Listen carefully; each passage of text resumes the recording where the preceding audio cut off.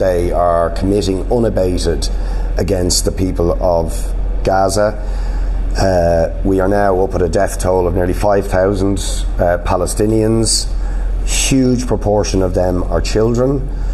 And it's also worth mentioning that as well as Israel slaughtering nearly 5,000 people, there is an estimated 1,000 people buried under the rubble that they don't even have the equipment to dig out, because Israel is preventing the entry of aid at any meaningful level for the people of Gaza to try and take the emergency measures necessary to rescue people, and of course the trickle of aid, which is really just a PR exercise by Israel, but in reality is a fraction of what is needed to deal with the humanitarian catastrophe that is now taking place as Israel starves 2.2 million people of water, of food, of electricity, of medical supplies and other equipment necessary to deal with this catastrophic emergency resulting from the murderous, savage bombardment by Israel of Gaza. So we believe words of concern are not enough. The Irish government need to impose sanctions that should begin with the expulsion of the Israeli ambassador and be followed by comprehensive economic, political and trade sanctions. And we should be publicly calling, our government should publicly call for the referral of Israeli political and military leaders to the International Criminal Court for the commission of war crimes. These are self-confessed war crimes where we are seeing in front of our eyes the wholesale slaughter, indiscriminate murder of thousands of Palestinians and the ethnic cleansing of 1 million Palestinians from northern Gaza. We have also written to the Ceann Comhairle this morning asking for a particular debate about the role of the Israeli diplomatic mission in this country, because as well as justifying the slaughter of thousands of people in Gaza and the war crimes being committed, they are also now criticising the Irish president for calling them out for their crimes. And of course we had a tweet coming from the deputy head of mission accusing the Irish government of somehow funding terrorism, an outrageous claim, but indicating that there's really no lengths that Israel, and in this case the diplomatic mission of Israel, will go to try and blunt, neutralise, undermine legitimate criticism, necessary criticism of the crimes that Israel are committing in Gaza. So we believe there needs to be a debate, but we want to see the result of that debate being the expulsion of the ambassador and the imposition of sanctions on Israel. I just also want to say a word about Courtney Carey. For those who are not familiar, she contacted me in the last few days. Yesterday morning, I think it was, yesterday afternoon, I can't remember the time, but she contacted our office. I talked to her this morning, and she was sacked by the company Wix that operate down in Grand Canal Dock, which is an Israeli-owned company, and really it's quite extraordinary what happened to Courtney. She was sacked because she put up posts sympathetic to the Palestinians and calling out the crimes of Israel against the Palestinians, and pointing to the fact that the origin of this current terrible escalation of violence was the Israeli occupation, the apartheid system, the siege of Gaza, and for that she was sacked. But she also reported that, if you like, since October the 7th, the company, through its channels to the staff, were telling staff to put out pro-Israeli commentary, that it would be good for their employment. And of course, when she put out something sympathetic to the Palestinians, was sacked and was subject to an absolute tirade of foul and filthy abuse, of threats that don't even bear mentioning. They're so horrific. Interestingly, she was told on social media that she was going to be fired before she was actually fired. So this is really shocking stuff, but indicating that this company appear to be operating as a mouthpiece for Israeli propaganda to attack anybody who voices legitimate and widespread criticism of Israel for the crimes that is committing. So yeah, I'll leave it at that.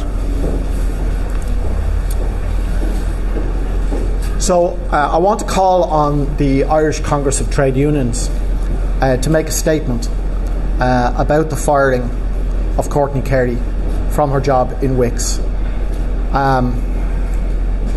This is an extremely dangerous precedent that is being set here.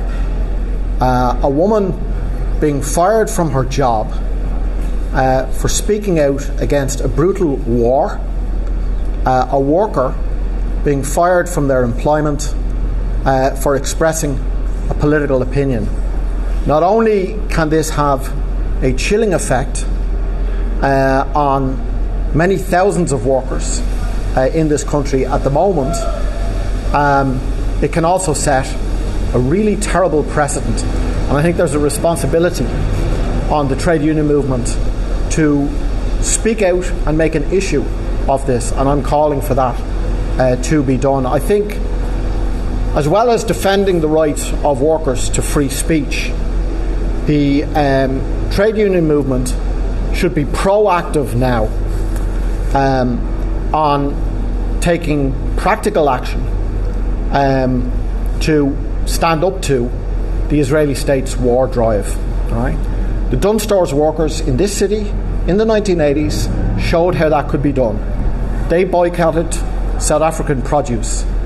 Any worker who decides to boycott Israeli produce while they are trying to strangle Gaza deserves the support and the practical backing of the entire trade union movement. So I'm reiterating that call here today. The other point that I just want to make briefly is that as we speak here, what is probably the largest protest in the history of the state in support of better and more frequent public transport is taking place in Cork. At 11 minutes past 11 today, thousands of students in the Munster Technical University walked out of their classes to demand three things. Number one, cheap and affordable housing near the campus. Number two, better and more frequent public transport. And in the absence of that, for better car parking facilities.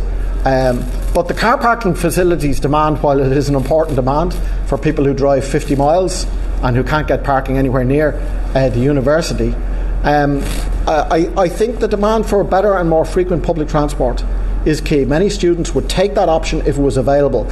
And at the same time as thousands of students are making this protest, we have Green Party ministers in the government sitting at the cabinet table and failing to deliver. Failing to deliver what the students are requesting and campaigning for. They will say that public transport is improving. Well, that's debatable, but if it is, it's at a snail's pace. And we saw last week with the flooding and the climate crisis in Cork and in Waterford how urgent, fast action is needed. A practical way to do that is to massively increase investment in public transport.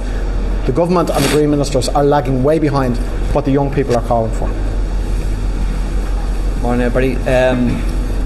Just to kind of touch on in relation to the Citizens Assembly's recommendations, and obviously there's a clear voice from the Citizens Assembly in relation to changing the policy around drug policy in Ireland. So today I'll be raising with the Taoiseach that the recommendations from the Citizens Assembly that the government that are in situ will take the full report, 36 recommendations that go.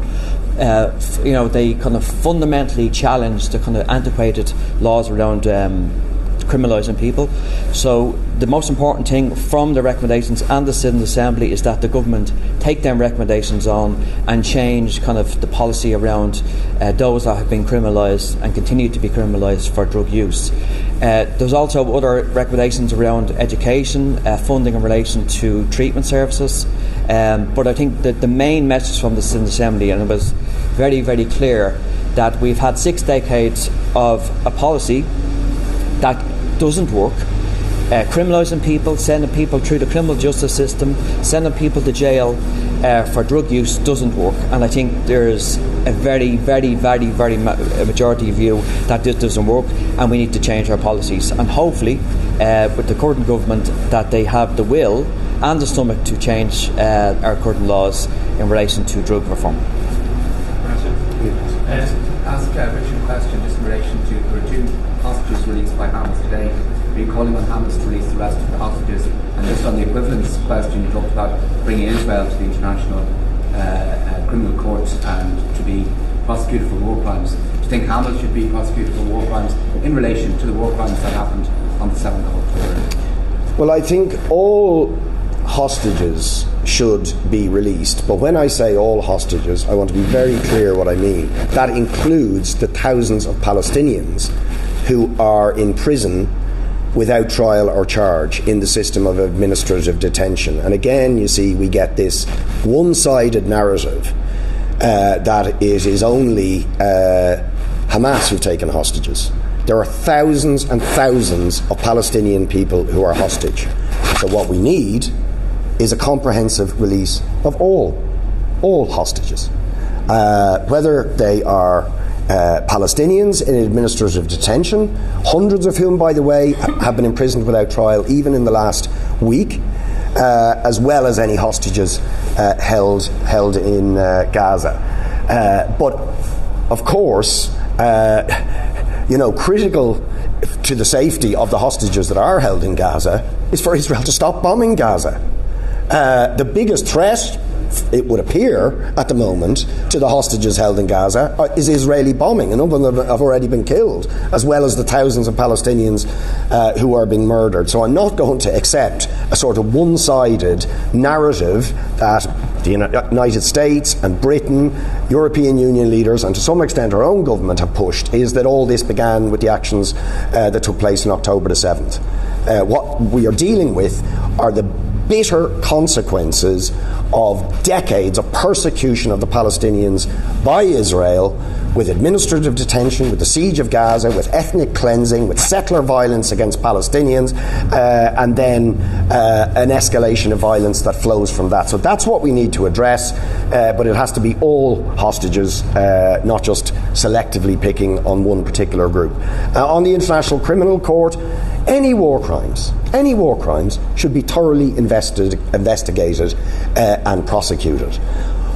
But again, I just want to say that it is a shocking sort of contrast, is it not? The speed with which Western governments demanded the investigation and prosecution of war crimes against Vladimir Putin, which he had undoubtedly was committing, as against the failure to act against Israel, despite years of calls that Israel should be investigated, prosecuted for war crimes, whether it's the siege of Gaza, the ethnic cleansing of Palestine, or the horrors that we are currently seeing. And I just want to remind people, Israel is not a signatory to the International Criminal Court. Right? That's indicative of how abnormal and dysfunctional this regime is. It doesn't believe it should be held accountable for war crimes. It believes it should be allowed to kill Palestinians with impunity. So finally the world needs to recognise the impunity Israel has enjoyed for war crimes against Palestinians is the major reason we are seeing the horrors we are seeing at the moment. But is the October 7th event, in its own, judged by its own light, is it a war crime in your estimation? I know you put, I think it should. You put a lot of context into it. We understand. It should be investigated. It should be investigated. I don't think any of us really know all of the details, but it certainly should be investigated. And if war crimes were committed, they should be investigated and prosecuted. We don't know all the details, Harry. We don't know all the details of what's happening inside Gaza.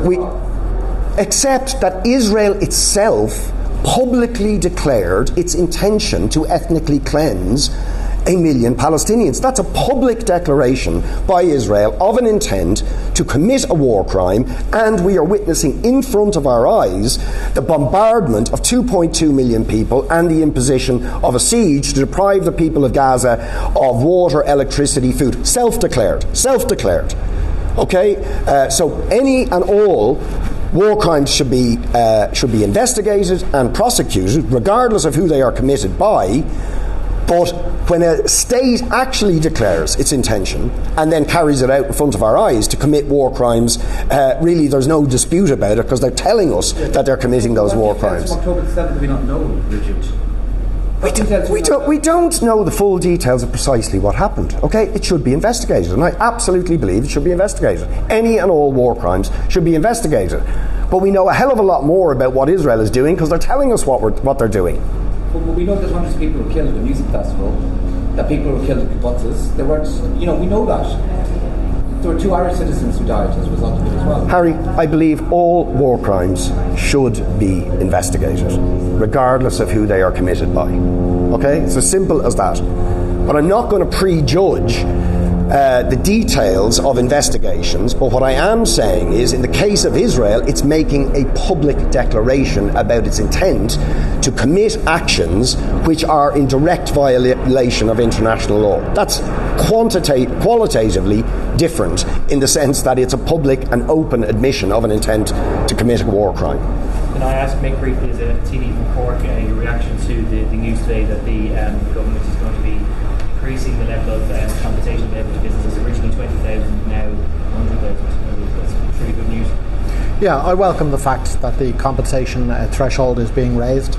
I think anybody who witnesses or who got direct reports of what happened in the flood-hit areas, including Middleton, last week, will realise that people's homes have been wrecked, people's businesses have been wrecked. This is not a clean-up operation that you're back in business the next day or the day after, and it's a positive step. Having said that, we also have a situation where we have an insurance industry in this country that's making, I was going to say record profits. Are they higher than they were in the Celtic Tiber? If they're not record profits, they're next to near record profits at the moment, who refuse to provide insurance cover for businesses and homes in flood-hit areas. Businesses and homes in areas that are affected by floods should be able to access insurance, and if that can't be done through an insurance industry which is in private hands, I think it's a powerful case for public ownership of insurance in this country, and it being run for the needs of people rather than the profits of relatively few. Anyone else?